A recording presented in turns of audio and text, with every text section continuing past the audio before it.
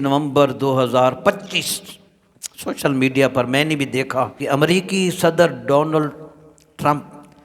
جس کے ملک کے زر مبادلہ کے ذخائر، یہ خود اس نے کہا، $20 ٹریلین ہیں، وہ امریکی شہر نیو یارک کے نئے میئر زہران ممدانی کے 34 سالہ ایک مسلمان ہے، اس سے ملاقات وہ کر رہا تھا، میں نے وہ دیکھا۔ یار اپنا دین نہیں سمجھتے، غیروں سے ہی سمجھ لیں۔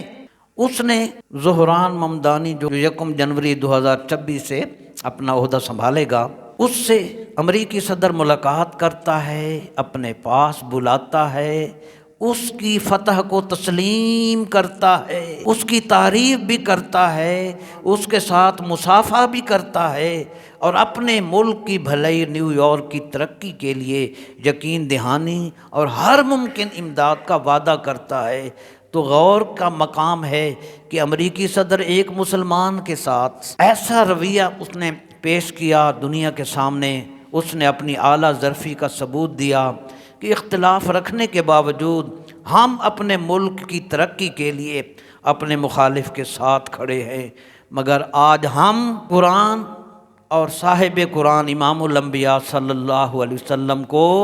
اپنا رہبر، کعبۃ اللہ کو اپنا قبلہ مانتے ہیں، اور ہر طرح کی عبادات کرتے، حج اور عمرے،